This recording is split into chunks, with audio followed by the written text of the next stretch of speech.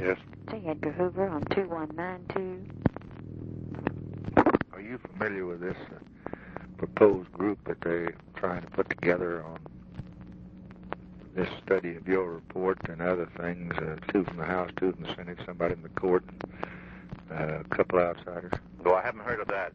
I've seen the reports on the Senate investigating committee that they've been talking about. Yeah, well, we think if we don't have, I want to get by just with your file and your report. I think it'd be very, very bad to have a rash of investigations. Well, the only way we can stop them is probably to appoint a high-level one to evaluate your report. Yeah. And put somebody that's pretty good on it from that I could select out of the government and tell the House and Senate not to go ahead with the investigation. Yes. Because we get up there and get a bunch of television going, and I thought it'd be bad. It'd be a three-ring circus. Yes. What do you think about Allen Dulles? I think he would be a good man. What do you think about John McCloy? I'm not as enthusiastic about McCloy. I knew him back in the Patterson, when Patterson was down here, the secretary thing. He's a good man, but I'm not so certain as to the matter of the publicity that he might seek on it. Mm-hmm. What about General Nordstad? A good man. I guess Boggs has started in the House. I thought maybe I might try to get Boggs and Jerry Ford in the House, and maybe try to get Dick Russell and maybe Cooper in the Senate. Yes, I think so. I don't know. You know anything? Any reason? Just talking to me and you're going to talk like brothers. Yes. No other reason. Any reason? Any there? I thought Russell could kind of look after the general situation, see that the states and their relations. Russell would be an excellent man. And I thought Cooper might look after the liberal group. Who's that? Cooper from Kentucky. Oh, yeah, Cooper. So they wouldn't think that he's a pretty judicious fellow, yeah. But he's a pretty liberal fellow. Yes. I wouldn't want Javits or some of those fellows on it. Javits plays the front page. Cooper's kind of border state. Yes. It's not the South. It's not the North. That's right. Do you know Ford from Michigan? I know of him, but I don't know him. I saw him on TV the other night for the first time. He handled himself well on that. You know Boggs? Yes, I know Boggs. He's kind of author of the resolution. Yes, I know him. Now, Walter Jenkins, that you've designated Deke to work with us like you did on the Hill. I have, yes. I tell you, I sure appreciate that. I didn't ask for it because I knew you knew how to run your business better than anybody else, and I just want to tell you, though, that we consider him as high class as you do, and it's a mighty gracious thing to do, and we'd be mighty happy. And we salute you for knowing how to pick good men. Well, that's mighty nice of you, Mr. President, indeed. We hope to have this thing wrapped up today, but we probably won't get it before the first of the week. This angle in Mexico is giving us a great deal of trouble because the stories I have, this man Oswald getting $6,500 from the Cuban embassy. And then coming back to this country with it. We're not able to prove that fact, but the information was that he was there on the 18th of September in Mexico City, and we are able to prove conclusively he was in New Orleans that day. Now then they changed the date. The story came in changing the date to the 28th of September, and he was in Mexico City on the 28th. Now the Mexican police have again arrested this woman, Duran, who's a member of the Cuban embassy, and we'll hold her for 2 or 3 more days. And we're going to confront her with the original informant who saw the money pass, so he says, and we're also going to put the lie detector test on him. Meantime, of course, Castro's hollering his head off. Can you pay attention to those lie detector tests? I would not pay 100% attention to them. All that they are is a psychological asset in an investigation. I wouldn't want to be a part to sending a man to the chair on a lie detector. For instance, we have found many cases where we've used them, and in a bank where there's been embezzlement, and a person will confess before the lie detector test is finished, more or less fearful of the fact that the lie detector test will show them guilty. Psychologically, there's that advantage, because it's a misnomer to call it a lie detector, because what it really is, it's the evaluation of the chart that is made by this machine, and that evaluation is made by a human being, and any human being can be apt to make a wrong interpretation. So I would not myself go on that alone. If, on the other hand, if this fellow Oswald had lived and had taken the lie detector test and it had shown definitely that he had done these various things, together with the evidence that we very definitely have, it would have just added that much more strength to it. There's no question but that he is the man. Now, the fingerprints and things that we have. This fellow Rubenstein down there, he has offered to take the lie detector test, but his lawyer's got to be consulted first, and I doubt whether the lawyer will allow him. He's one of these criminal lawyers from the West Coast, and somewhat like a Edward Bennett Williams type, and almost as much of a shyster. Have you got any relationship between the two yet? Between Rubenstein? Yeah. No, at the present time we have not. There was a story down there that... Was he ever in his bar and stuff like that? There was a story that this fellow had been in this nightclub, this strip-tease joint that he has, but that has not been able to be confirmed. Now, this fellow Rubenstein is a very shady character, has a bad record, street brawler, fighter, and that sort of thing. And in the place in Dallas, if a fellow came in there and couldn't pay his bill completely, Rubenstein would beat the very devil out of him and throw him out of the place. He was that kind of a fella. He didn't drink, didn't smoke, boasted about that. He is what I would put in the category one of these egomaniacs. He likes to be in the limelight. He knew all the police in that white light district where the joints are in there, and he also let them come in, see the show, get food, and get liquor, and so forth. That's how I think he got into police headquarters, because they accepted him as kind of a police character hanging around police headquarters, and for that reason raised no question. Of course, they never made any moves as the pictures show, even when they saw him approaching this fella and got up right to him and pressed his pistol against Oswald's stomach. Neither of the police officers on either side made any move to push him away or to grab him. It wasn't until after the gun was fired that they then moved. Now, of course, that is not the highest degree of efficiency, so to say. Secondly, the chief of police admits that he moved him in the morning as a convenience and at the request of the motion picture people who wanted to have daylight. He should have moved him at night, but he didn't. And, those derelictions in that phase. But so far as tying Rubenstein and Oswald together, we haven't as yet done so. There have been a number of stories come in. We've tied Oswald into the Civil Liberties Union in New York, membership into that, and, of course, into this this Cuban Fair Play Committee, which was pro-Castro and dominated by communism and financed to some extent by the Castro government. How many shots were fired? 3. Any of them fired at me? No, all 3 at the president. All 3 at the president, and we have them. 2 of the shots fired at the president were splintered, but they had characteristics on them so that our ballistic expert was able to prove that they were fired by this gun. The 3rd shot, which hit the president, he was hit by the 1st and the 3rd. The 2nd shot hit the governor. The 3rd shot is a complete bullet that wasn't shattered, and that rolled out of the president's head. It tore a large part of the president's head off, and in trying to massage his heart at the hospital, on the way to the hospital, they apparently loosened that, and it fell onto the stretcher, and we recovered that, and we have that, and we have the gun here also. Were they aiming at the president? They were aiming directly at the president. There's no question about that. This telescopic lens, which I've looked through, it brings a person as close to you as if they were sitting right beside you.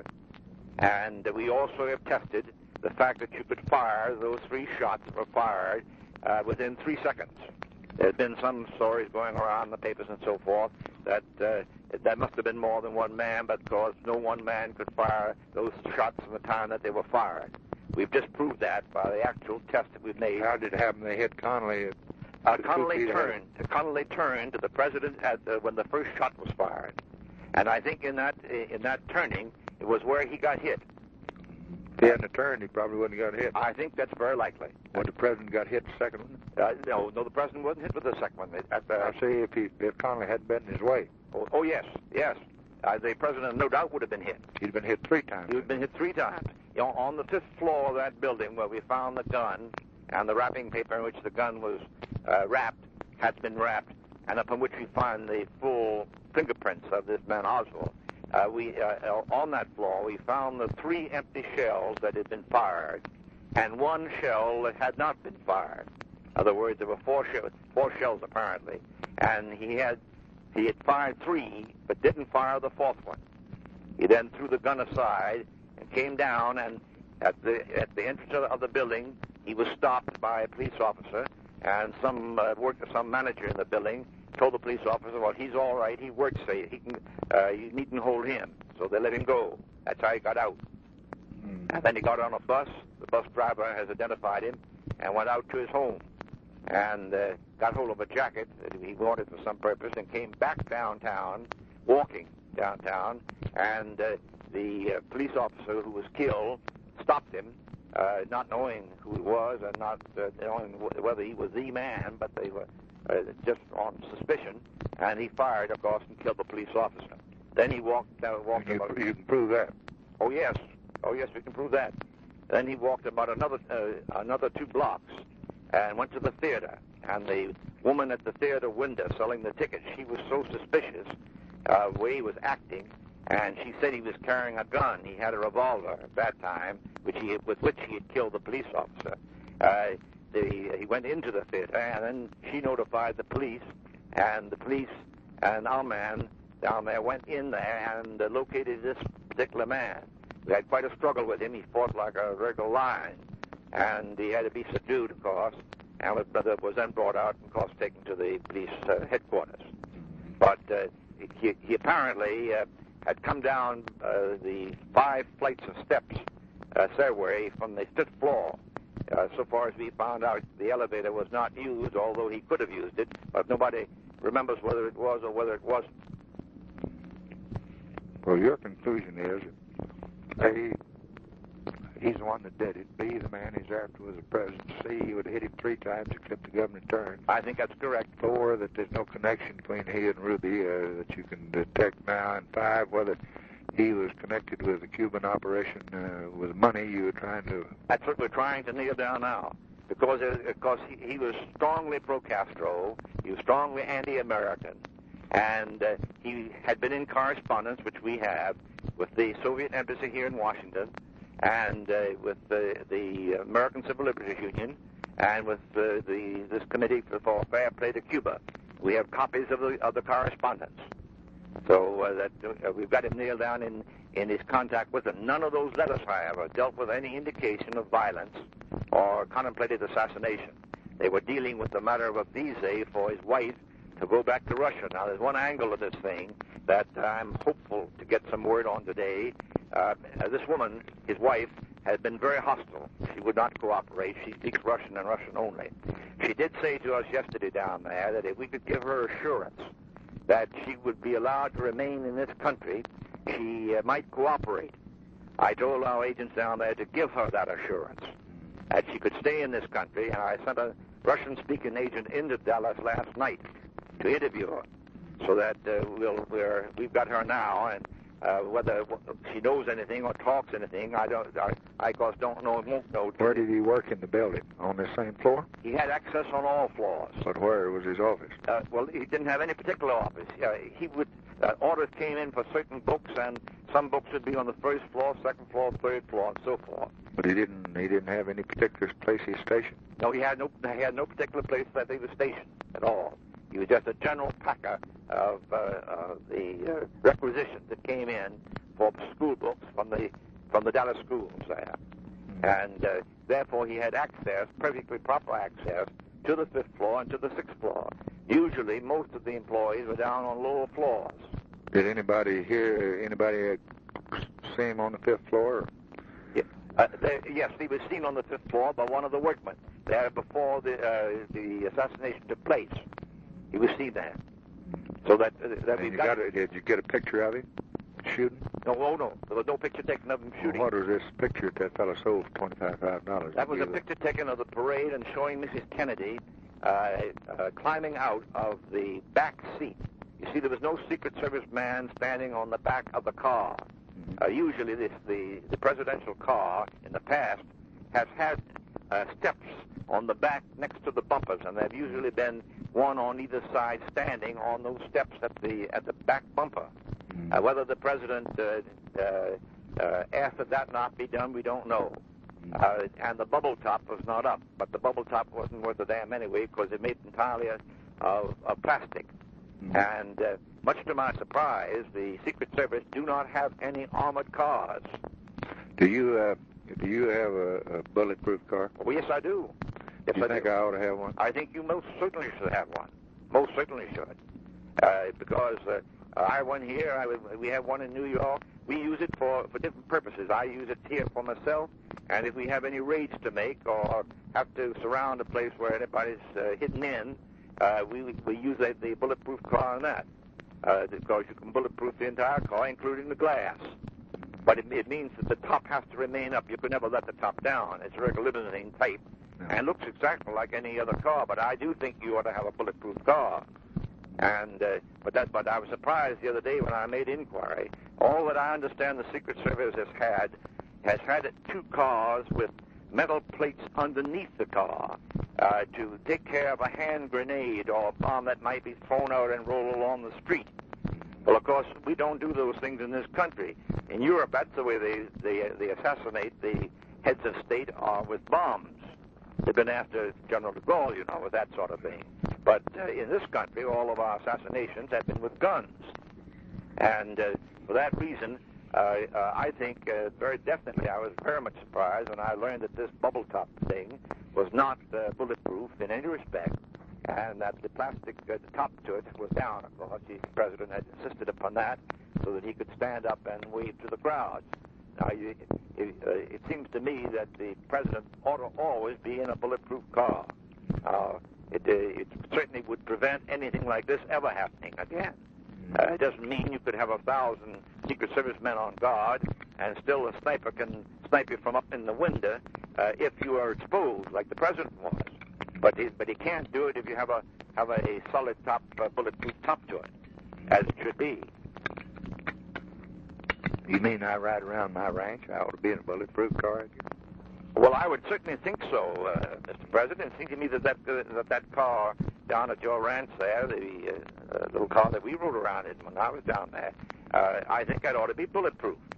I think it ought to be done very quietly. There's a concern that is out, I think, in Cincinnati, where we have our cars bulletproof. I think we've got 4. We've got one on the West Coast, one in New York, and one here. And I think it can be done quietly without any publicity being given to it or any pictures being taken of it if it's handled properly. But I think you ought to have, because on that ranch there, it's perfectly easy for somebody to get onto the ranch. You think those entrances all ought to be guarded, though, don't you? Well, I think by all means. I think you've got to recognize, you've got to really almost be in the capacity of a so-called prisoner. Because without that security, anything can be done. Now, we've got a lot of letters and phone calls over the last 3 or 4 or 5 days. We got one about this parade the other day, that they were going to try to kill you then. And I talked with the Attorney General about it. I was very much opposed to that marching to the White House. Well, we Secret Service has told them not to, but the family felt otherwise. Well, that's what Bobby told me, because when I heard of it, I talked with the Secret Service, and they were very much opposed to it. I was very much opposed to it because it was even worse than down there at Dallas. You were walking down the center of the street. I think that's right. Dallas, you were the center of the street. And somebody on the sidewalk would dash out. I noticed even on Pennsylvania Avenue here, I viewed the procession coming back from the Capitol, and while they had police signs along the curbstone, looking at the crowd, when the parade came along, the police turned around and looked at the parade, which was the worst thing to do. They also had a line of soldiers, but they were looking at the parade. Well, I'm going to take every precaution I can, and I want to talk to you, and I wish you'd put down your thoughts on that a little bit, because you're more than the head of the Federal Bureau, as far as I'm concerned. You're my brother and personal friend, and you have been for 25, 30 years. Well, you have been 30 years. I know. Well, you just been having your fun. Absolutely not. So you just, I got more confidence. Absolutely not. So I got more confidence in your judgment than anybody in town. So you just put down some of No judgment on anybody. and you just put down some of the things you think ought to happen, and I won't involve you, court you, get you in jurisdictional disputes or anything, but I'd like to at least advocate them as my opinion. I'll be very glad to, indeed. I certainly appreciate your confidence. Well, thank you. Fine, President.